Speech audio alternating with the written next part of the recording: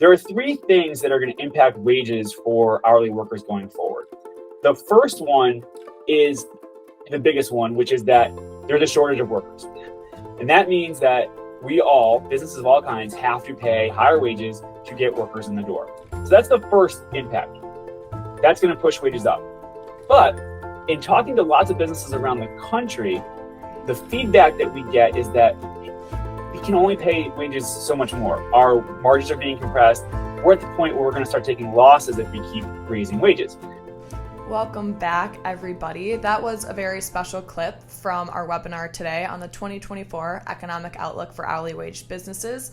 We had on a very special guest. We had back Curtis Dubay. He is the Chief Economist at the U.S. Chamber of Commerce, and we really covered the gamut on this one. He talks everything about labor market predictions, inflation, and where it's headed into 2024 and even beyond, and the top three things that will impact hourly wage businesses the most coming into the new year. Without further ado, let's get into it.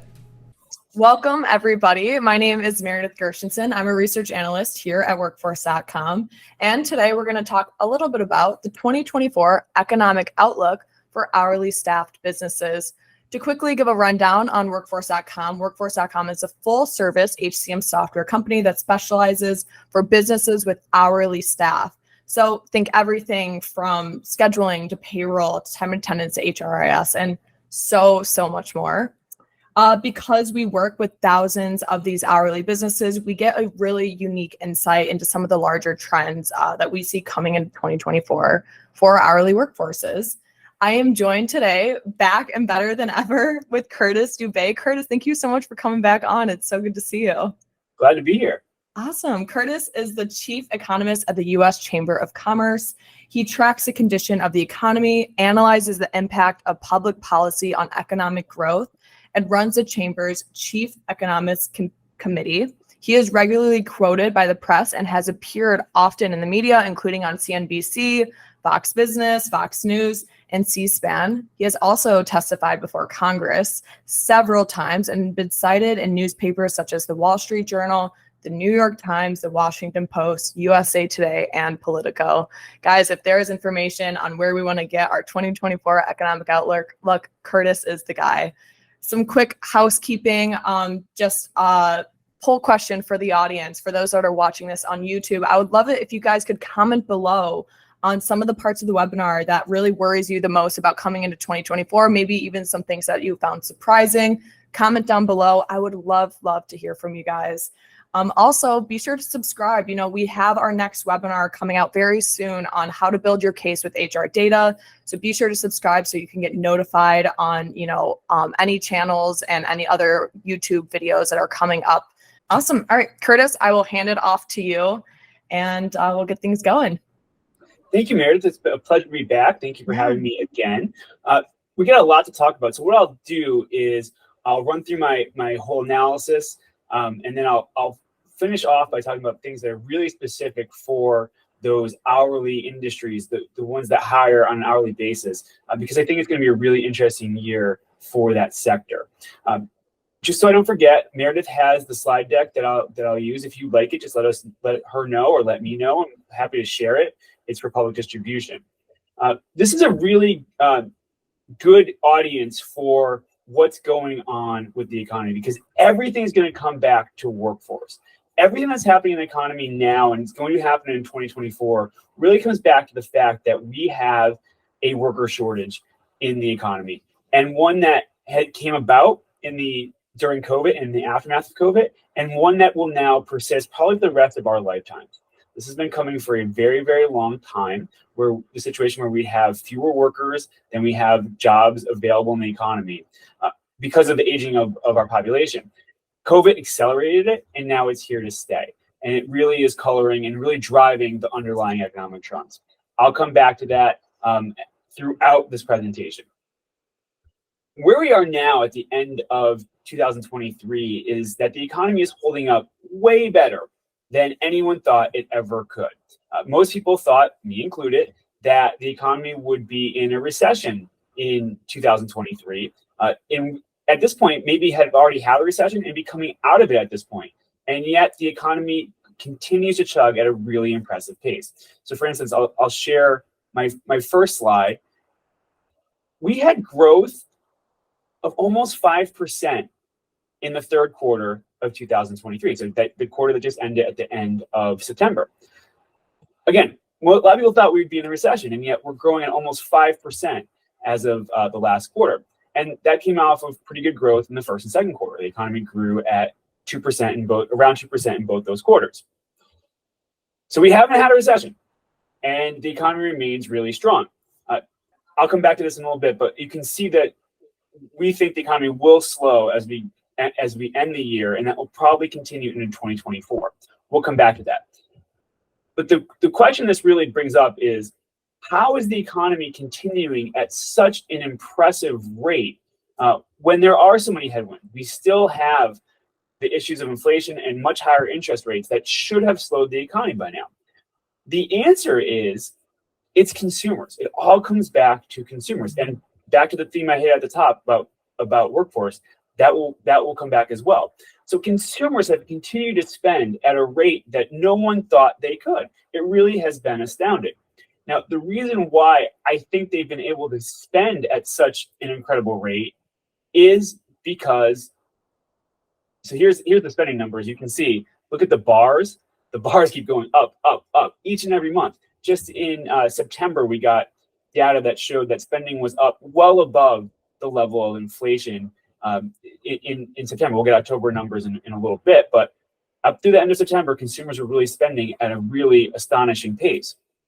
Now, the reason they're able to do that is because it comes down to this. If you want a job, you can have one. There remain over 3 million more job openings in the economy than there are unemployed workers to fill them. So if you want a job, if you need a job to pay your bills, you can go out and get one. And the thing is, it pays pretty well. So for a long time during COVID and the aftermath, inflation was running higher than wage growth. That is now flipped. Wages are now growing above inflation. So real inflation-adjusted wages are above the rate of inflation. So you can rely on your wage income, your job income to support your spending right now. Why this has happened, so why I think this can kind of keep the economy afloat in a recession, just mildly, or out of recession, is because this situation is likely to persist. We just don't have enough workers in the economy, and so we're likely to continue to have way more job openings than we have people to fill them. I talk to lots of businesses around the country, and I always ask them, do you have all the workers you need? And no one has said they have enough. We're talking thousands and thousands of businesses over the last couple of years that I've asked that same question to, and they've all said they do not have enough workers, and they're all looking for more workers. And even if we have a slowdown, what I expect, usually when you have a slowdown or recession, you see big notices of large layoffs. I don't think we're going to have that if the economy slows, as I and many others expect. That's because I think businesses are going to hoard workers. They've had such a hard time getting workers that they're going to do everything they can to hold on to them, and they're not going to let go of the ones they have. So even if it costs them more in the interim, they're going to hold on to them because it's just been so difficult to operate with too few workers. So that it really, again, it comes back to the job market and the structural gap we have now, where there's just not enough workers, that has kept the economy going and kept spending going at a really, really impressive rate. Now, like I said, I'll go back to it real quick. I do think we're in for a slowing economy. And I think that for a couple of reasons. One is, now, I've been saying this for a long time, as have a lot of others. I just don't think consumers can keep spending at the pace they've been spending at, even with a really strong job market. If we go back real quick, yes, wages are above inflation, but the gap is coming back down. We just got October wage numbers, and it came down a little bit more. It's going to be really close to inflation when we get the inflation numbers for October as well. So the gap is closing. So inflation and wages are running about the same. So that can kind of keep you going at the pace of, keep you up with inflation on spending. But it really has been two other main data points that have kept spending well above the rate of inflation for the last couple of years. And that one of them has been savings. So we had a huge run up, and I think I probably discussed this last year. We had a huge run up in savings during COVID. A lot of different measures out there. I had about $2.5 trillion in excess of what we would have saved during that period. So any bar above that dotted line was excess savings. It added up to a lot of money. That was, we've gotten data and evidence that it was broadly distributed. So middle and low income families had extra savings as well. So I get a lot of pushback that this is probably just going to really rich people. It's such a gargantuan number. We knew it had to be probably broadly distributed, and we do have some data that points in that direction. Consumers were using their savings for a long time to buttress their savings. They're still doing so. Excess savings has probably come down below 2 trillion, maybe like 1.5 trillion at this point. Every bar below the dotted line is reducing that amount of excess savings. And you can see it's been below that level since January of 2022. So almost 2 years now, and we've been drawing down that pool of savings, and we're drawing it down at a really big clip the last few months. So savings is about evaporated as a way to help spending, help buttress and keep spending high. And as had credit card debt is probably about run out as well. Now, a couple of things to note here. Credit card debt has risen sharply, but we paid it down enormously during COVID. It is not at systemically risky levels. The amount of credit card debt as a share of income is still well below the average of the last 20 years. But it's still at an all-time high at an absolute number, and it's growing rapidly in the last couple months. What that probably means is that those who need their credit cards the most to support their spending have probably bumped up against their credit limits. So they're not going to be able to dip into that use their credit cards to keep doing that. So again, back to the idea that it's really only job and wage income that can keep spending going forward. So that's why I think the economy eventually does slow down. And there are lots of data points out there that you can point to if you think the economy is softening or is going to soften. So here's a few of them to keep in mind. Manufacturing as a sector has been in recession for a year now. This is based on surveys of manufacturing companies, and they're telling the surveyors that the sector is contracting. So that's a major one that points to a slowing economy. Here's another one: small businesses. Small businesses have been telling surveyors for a really long time that things are not that great. Their optimism is well below their 49-year average, like way below. Consumer confidence remains near historical lows. There's a statistical measure of the economy that differs from the headline one that is much lower than the headline number, but they're supposed to be the same. So there's some discrepancy going on there as well, which leads some to believe the economy could be growing slower than a lot of people realize. Business investment. Businesses they're still investing, but not as much as they were in recent quarters. And then recently we just got the numbers for the October jobs market, and we added 150,000 jobs in October. That's way less than we've been adding over the last year. We've been averaging over 250,000 jobs a month. It's less than was anticipated, and we lost a bunch of people from the labor force.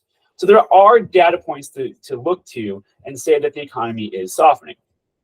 So if we do get an economy that slows down, what does that look like? And I think this is really very unique. Another question I always ask people that at presentations is, when was the last time we had a recession? Almost invariably, the answer is always that the last time, other than COVID, the last time we had a recession was 2007 and 2009. And we did. We had a recession from November of 2007 to June of 2009. That was the Great Recession caused by the financial crisis. No one remembers that we had a recession in the first half of 2022. So a year and a half ago, we had a recession. The technical definition of a recession is 2 consecutive quarters of negative economic growth. In the first and second quarter of 2022, the economy contracted. So we had a recession. The thing is, we had a big debate back then about whether we actually had a recession because there are other things that, so when the economy contracts, there's a group of very famous economists. They get together and they date the recession. So they say, they look at 4 key metrics. They look at income growth, consumption, spending, job growth, and manufacturing output. And so they get together and they say, well, those things started turning negatives in November of 2007, and they started growing again in June of 2009. So that's the date of the recession. It's never happened before, but those key metrics, and these really matter for people in their day-to-day lives. They have a job, they have money to spend, and so that's why that they use those. We never had a recession before where those things increased during the recessionary period. That happened at the beginning of last year. So we had a technical recession. It's in the first page of every economics textbook what a recession is. We had a recession, but those things increased. So that's why no one remembers it. I call it the tree falls in the woods recession. So the old philosopher's story about whether if a tree falls in the woods and no one is there to hear it, did it make a sound? So if you have a recession and no one feels any pain, does it really matter? And the experience from 2022 shows us that not really. And that's what I think we're headed to. Again, back to the theme of this imbalance, the shortage of workers. That's where I think we're headed in the next few months and into 2024. I think we see a slowdown for the reasons I pointed out, but I don't think it's all that painful because, again, businesses need workers. They're going to continue to hire. They're at the very least, or the very worst, they're not going to lay off. They're going to hold on, which means that the economy can slow down and people will still have jobs, be able to get a job if they really need one, and will have money to spend. So the pain will not be like a traditional recession. Whether it's a slowdown or a technical recession really doesn't matter in this scenario. The economy will cool, but it will be a lot like the first half of 2022, where there won't be widespread pain felt. Now, have been a lot of headline stories about big layoffs. Those have really been concentrated in the tech industry, and that industry in particular added tons and tons of workers during COVID. I think they're right-sizing their workforce rather than having to lay off because of underlying economic trends. I think I saw a data point or a graphic on TV one day that big tech firms, well-known ones, they increased their workforce 104%. So they almost doubled during COVID. It was too much in the aftermath, and they're just getting those back to a more manageable size. So I don't think it really says a whole lot about the underlying basics and strength of the labor market. So that's what I see happening in the early part of 2024. I think once we get through that weakness in the end of 2023 and into 2024, the tail end of 2024, I think things will start to pick back up. And the second half of the year will be much stronger than the first half. So we'll end up with an okay year for 2024. It won't be as good as 2023, but it will be okay when we get when all is said and done. And then things will look much better in 2025 and beyond. And that is because usually when you have major economic shocks, like we had with COVID, like we had with inflation, we see bubbles bursting in the economy, dominoes falling. So if you do remember back to the 2007 and 2009 experience, we had lots of things happening day after day, week after week, month after month. You had a financial crisis, a housing crisis, a sovereign debt crisis. These things kept bubbling up. We didn't have that in this case. It tells me that the underlying economy was in really good shape prior to COVID, and that once we can get through with the shocks of COVID, inflation, higher interest rates, we really are poised for a period of strong and robust growth. So that's the run through of where I see the economy now and for the next, say, 18 months. We still do have a major issue to deal with, and that, of course, is inflation. So let's turn to that now and run through where we are at the current moment. There is a very famous economist. He has a Nobel Prize. I don't, so keep those things in mind. That is saying that inflation is over with. We are done with inflation, and we all need to move on and be grateful that policymakers have handled it well, and there's nothing to see here anymore. Now, I think that is very premature. Inflation has certainly come down. There's no doubt about that. It's much better than it was when we spoke a year ago, but we still have a ways to go. We have a ways to go because the Fed targets 2% for inflation. And using the broadest measure of inflation, the one that is usually in stories and in headlines, it's at 3.7%. 3.7% is above 2%. And while we were headed in the right direction for a long time, it's actually gone up the last couple of months. That's not unexpected. Inflation, I'm sure I said this last year, is very hard to predict. We're going to bounce around here and there. It's not all that troubling, but I would not proclaim this as being done with inflation. I would say that we have some work to do. So I still think we're looking at mid to late 2024 before we're getting closer to that 2% target and we can really declare victory. So there are two other things that are even more concerning. One is that the Fed doesn't use that measure that I just pointed out. They use something called core prices. So they strips out volatile elements like food and energy. Now I know, and I'll get back to this in a second, that those are major things that we all buy. But those things don't necessarily follow the trends in the macro economy. They're not as responsive to monetary policy.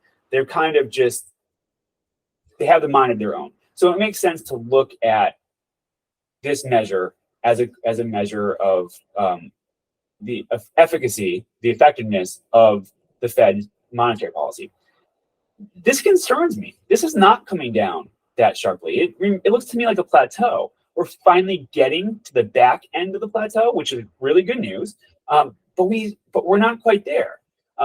And this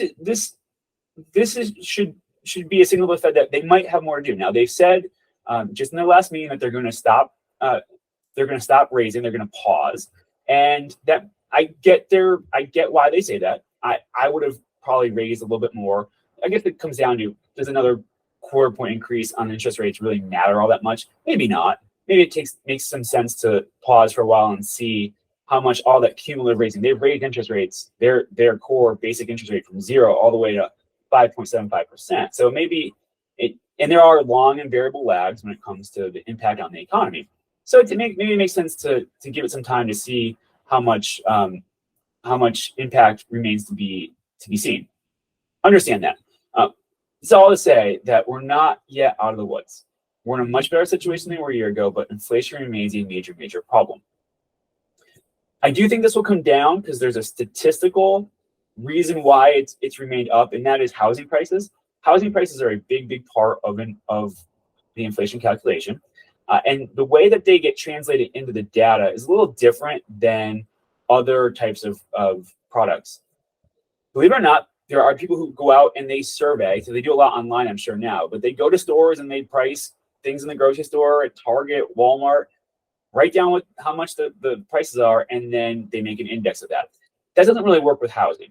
The way that it's imputed, they impute based on changes in the real estate market what an owner would have to pay to rent their house. It's technical. It's not all that important how it's done. What's important is that it lags. So all that run up that we had in 2021 and 22 took a while to translate into higher prices and push inflation up. The rundown in prices we've had since then is not fully translated. So this may come down statistically as we get to the end of the year, which is another reason why the Fed may be delaying. So that would help. That would be a assistance to the Fed, and that would help them. But I do think that will happen. Real quick on the housing market, I think the housing market is such an important part of the economy. I think it's worth touching on. Housing prices have come down, which shouldn't be that surprising because mortgage rates have gone way, way up. They are now, this is a little out of date. It's about a month out of date now. They were pushing 8% at one point. So mortgage rates have gone way, way up, and that has pushed prices down, which is exactly what you think. Now, here's the interesting thing. It hasn't really done anything to demand.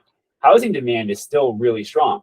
It's that prices have come down. So this is a measure of home prices. So that means that there's some meeting between buyers and sellers of absorbing those higher interest rates. I don't see this going back down anytime soon. So the Fed may not raise rates much more than it already has. It's also not going to cut them. It has to drive that inflation rate all the way down to 2% before it can consider cutting rates. Now, something can always happen. some kind of outside shock to the economy can occur, and therefore it would have to cut rates. But assuming nothing like that happens, the Fed cannot cut rates for a long time. Again, I don't think we're getting close to that 2% target until the end of next year, late next year. And in the Fed's own projections, they don't have a 2% inflation rate until 2026. So interest rates aren't going to come down. This is going to be the new normal for a while. And by the way, this isn't that abnormal. This would have been somewhat normal prior to the Great Recession. A 30-year fixed rate mortgage of around 8%. It's not historically anomalous. It's just that we've gotten a whole generation, 15 to 20 years, where inflation rate or interest rates have been really, really low. So I think demand in the housing market remains strong because we have a back to an imbalance. We have way more demand than we have supply. We didn't build enough during the aftermath of the housing crisis. We have people don't want to sell their existing homes because they don't want to trade in, say, a 3% mortgage for an 8% mortgage. Makes sense. And so we have a real constraint on supply. Demand will continue to outstrip supply, so there'll remain upward pressure on prices. So in fact, if we go back real quickly to, prices are rising again. They came way, way down. They went negative for like 1 or 2 months, and now they're rising again. And it all comes back to very strong demand that is much higher than the supply of housing out there. Housing is going to shift strongly in favor of new home building because there just isn't the supply of existing homes on the market. So that's the story when it comes to inflation and housing. But I do want to point out one thing, and this really it's the public perception of inflation. This really is a political problem going into an election year. Inflation coming down does not mean that prices fall. We look at year over year in comparison to measure inflation. So if the price level is 2% higher than it was at the same time a year before, it's a 2% inflation rate. Now that can be lower than, say, a 2.5% inflation rate, but it's 2% higher than it was last year. So what people perceive of inflation, if you look at public polling, they're going to tell you that prices are higher, inflation remains high. And they're not wrong. This gets back to the whole point about the very famous economist saying that inflation's over. Why don't people get it? Well, they don't get it because prices haven't come down and they continue to rise. They're not rising as rapidly as they did before, but they're still going up. So I use this example of my own family. So I have 3 sons, ages 12, 9, and 7. My wife went grocery shopping last Saturday, and she came home, and the basic stuff that we buy week after week, the bill was $415.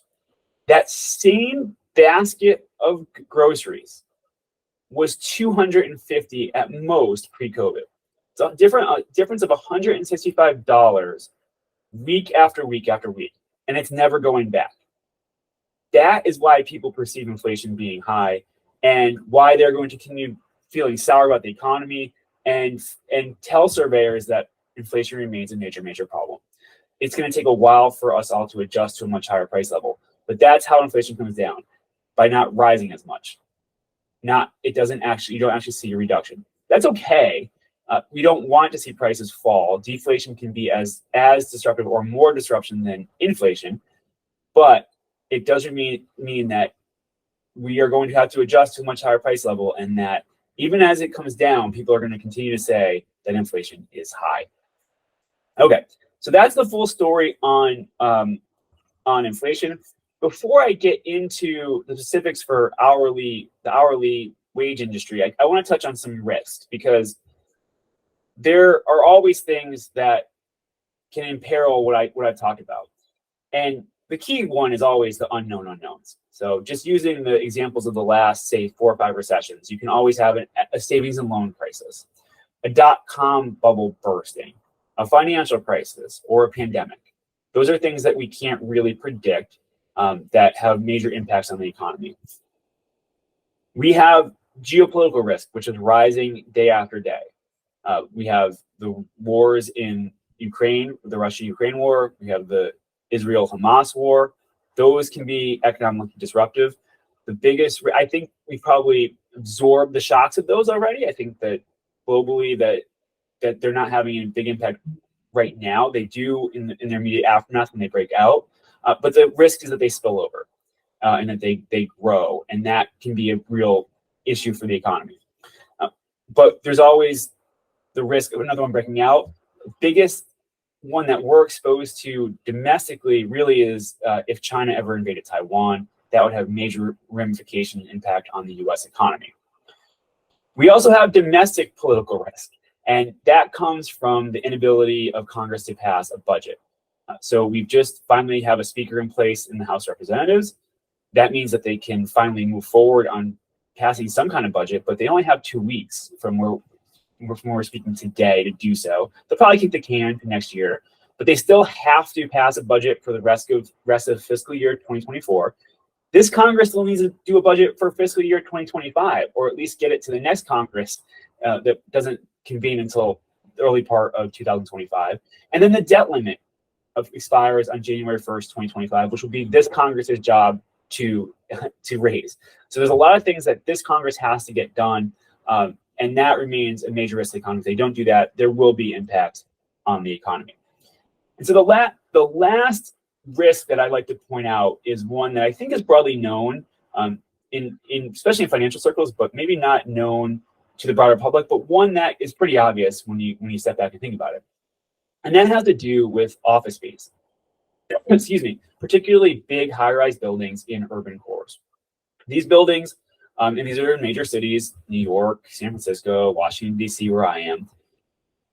These buildings are roughly, kind of rule of thumb, 60% occupied compared to what they were pre-COVID. So we're only back to like 60% back in office. This is a major problem because these buildings, they're not on 30-year fixed rate mortgages. The owners of them usually hold 5-year mortgages. Those loans are coming back up for renewal, and those owners are going into the banks, and the banks are saying, your building is only worth 60% of what it was worth pre-COVID because you only have 60% of the occupancy.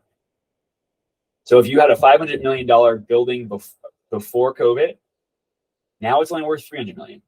Oh, and by the way, you might have had a 3% rate on your loan before, now it's 8%. So the value of those buildings is plummeting. In some cases, the owners are turning the keys over and allowing foreclosure, doing kind of a structured foreclosure. Some of them are trying to work out deals with their banks, but this is a major problem because, for one, the market is locked up. No one knows how far prices have fallen or will fall, so no one's willing to sell or refinance on different terms quite yet. And then it's a problem for banks because now they have these underperforming loans, and that's an issue for the banks particularly. I'm not too worried systemically. Regulators, banks, they know that these losses are coming. The banks should be well capitalized to absorb them. But that it matters for the macro economy because it can create a credit crunch. These banks are the banks that hold these loans are not the biggest banks. We found out through a very interesting and extensive Wall Street Journal article that it's regional banks, big banks, but not really big banks, that hold the vast majority of these loans. They hold them directly. It could be a bank in Arkansas holding a loan for a high rise in Manhattan. So they own the loans directly, but they also hold them through collateralized securities. So they own portions of the loans all around the economy. If those banks are going to suffer losses, they cut back on their credit in their lending because they don't know how much risk they have. That could be an issue. And it's the same banks that dealt with a credit crunch in the aftermath of the failure of Silicon Valley Bank earlier this year. So it's definitely something to keep an eye on. The last thing I'll say when it comes to office space is to really focus on is that really premium office space is still in demand. So in the nicest part of town where people want to be with modern updated amenities. Those buildings are still at almost near full occupancy. It's the buildings that are not in those areas that don't have the modern amenities that are really struggling and will probably continue to do so as we move forward. Okay, so now for the specifics for hourly wage industry. Again, back to the major theme of the worker shortage. There are 3 things that are going to impact wages for hourly workers going forward. The first one is the biggest one, which is that there's a shortage of workers. And that means that businesses of all kinds, have to pay higher wages to get workers in the door. So that's the first impact. That's going to push wages up. But in talking to lots of businesses around the country, the feedback that we get is that we can only pay wages so much more. Our margins are being compressed. We're at the point where we're going to start taking losses if we keep raising wages. Now, we just had a deal between the three major automakers and the United Auto Workers, where the auto companies gave up major concessions. They agreed to really big wage increases. But those are big companies. We're talking smaller companies that have just about done. They just can't really do a heck of a lot more when it comes to raising wages. So that kind of puts a cap on it. So you have the first impact with demand for workers outstripping supply, pushes wages up. You have kind of businesses saying enough is enough, we can't do this anymore, kind of puts a damper on that. The third factor is the move to automation, AI. To the extent that businesses can automate, they can invest in capital, they can invest in AI to do some of the work that workers used to do. That will put downward pressure on wages because that will reduce the demand for workers. What this means for you as an hourly employer really comes down to the specifics of your industry. How deep is the shortage of your workers in your industry? There are some, like leisure and accommodation, where the shortage remains really, really high. There are others, like construction, where it isn't so bad right now. It might be bad in the future, but it's not so bad right now. So how short of workers are you? Then how much have you raised wages already? And are you able to raise them much more? So for instance, if you have a big shortage, you might have to raise wages. But if you're also one of those industries that's already raised them a lot and you and your competitors just can't do it without imperiling the risk of your business, maybe that is puts a stoppage on how much wages rise in 2024. But lastly, it's the automation. There are industries that can move to automation and can incorporate AI and can invest in capital that replaces workers. The mix of those three things really will determine where you go in 2024. If you don't have a big shortage and you don't want to raise wages, that would make you uncompetitive, and that you can go to some kind of automation, maybe your wages don't rise so much. But if you have a big shortage and wages haven't risen too much in your industry and you can't really automate, there's going to be upward pressure on wages going forward. So you really have to look at the mix of all those three things and figure out where you fall. I'm going to stop there. I am really happy to have been with you today.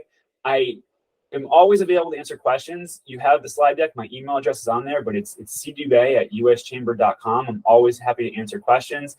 I'm always happy to do more presentations like this. So please reach out with any questions you may have. Again, it was a pleasure to be here. Thank you, and thank you to Meredith.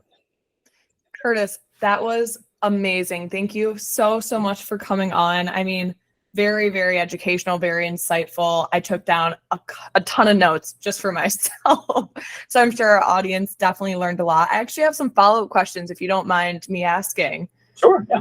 In terms of, public perception, I'm curious, where does that stand? Are people typically optimistic going into 2024? Are they more pessimistic coming into the new year? Yeah, that's a really interesting question. It's been a really hard circle to square. We have spending, which I showed you, has been going through the roof. Mm-hmm. So consumers usually spend when they're optimistic. Yet, if you look at consumer confidence numbers, they're at record lows, and they've gone down pretty sharply the last few months. I don't know what to make of that other than the inflation story I told, which is that prices have gone up substantially. They're not going down. Yeah. And that makes people feel bad about the economy. So you have consumers who feel bad about the economy. You have small businesses who feel bad about the economy. You have manufacturers who feel bad about the economy. Financial markets have felt a little bit better lately, but they're a little bit roiled because of fluctuations in interest rates. Mm-hmm. So I would say for the most part, everyone's kind of tepid, expecting a slowdown. Back to the chart I showed, we see a pretty sharp drop off in growth rate in the fourth quarter. So it wouldn't be that surprising for the economy to slow. So you can see why there'd be that pessimism. The Atlanta Fed does a real-time tracker of the economy. It's been pretty accurate lately. It's not always. It had the economy growing at 5.5% for the third quarter, which I thought was going to be way too high. Economy came in at 5%. Wow. It has the economy growing for the fourth quarter down to just over 1%. So a pretty big climb down. So in some ways, the pessimism is starting to line up with the trajectory of the economy. But I would say again that for the most part, people are tepid, a little bit pessimistic for the next few months and into 2024. Absolutely. Absolutely. A lot of our audience that are listening are in the space of HR within those hourly wage industries that we talked about. And I loved those, at the very end of your presentation, talking about those 3 issues. In terms of hiring, what can HR more or less look out for? What should they maybe be cognizant of coming into 2024? Well, I think again that they are still, I don't know if I used this analogy last year, but if I didn't, a pendulum. The market power in the labor market is a pendulum. And it's way over. It was way over on worker side. It hasn't come back to even halfway. So it's still, workers still have a lot of market power. So they're going to be able to push for higher wages. And if you really need workers, you're going to maybe have to pay again depend on your mix of where you are with those 3 key factors. So the other thing too is that surprisingly, workers are still, and I don't know how much this applies to the hourly sector, but workers are still demanding to work from home in a big way. So we haven't had that return to office that I thought we were going to have by this point. So that tells me that you're going to have to be flexible in the terms that you offer. So you're going to have to pay as much as you possibly can pay, but you're going to have to be flexible on things like work from home, when people work, where they work. All those things that we've kind of dealt with in the post-COVID world are going to remain in 2024 because, again, the imbalance. There's just not enough workers out there. Absolutely. My last question, and I love to ask all my guests this: if there's 1 or 2 top takeaways that you can give our audience to have them leave with from this webinar, what would that be? Coming into 2024, what would you recommend? So the 2 things I would say is that, 1, the economy is going to soften and then get better going later in 2024. Don't sleep on inflation. It still remains an issue. It's still well above the 2% target. But the other big thing is I would start thinking for the long term, what does a permanent worker shortage mean for me, my company, my industry, my sector, whatever it may be, because it's not going to change. I think I said that this is going to be the way it's going to be for the rest of our lifetimes. And I mean that, and it's because our population distribution has changed enormously. Usually, succeeding generations are bigger than the previous generation. We have a little bit backwards in that the baby boomers were much bigger than Gen X. Now, the millennials and Gen Y are slightly bigger, but not really more so. If you have the old people at the top, you want a pyramid. We're kind of more of it's almost like a rectangle with an indentation for Gen X. That has major implications for the workforce going forward. Participation is going to reduce. We're going to have a structural imbalance for forever. We're going to have more immigration. That's not going to make up for the gap. Birth rates are separate, and even if all of a sudden we had a big increase in the birth rate, that's still 18 to 20 years before those people become workers. So what does it mean for your company that you're going to be short of workers, but your demand for your product is likely to remain high because people are aging, they work less, but they spend more. And the last part I'll leave is that this is a big issue if you're in the educational industry. The number of students coming through drops significantly going forward. So whether you're in primary education or secondary education or in universities, there's going to be fewer students, and that is going to be a big change. And those numbers really start to flip in the next few years. So definitely be thinking about that going forward.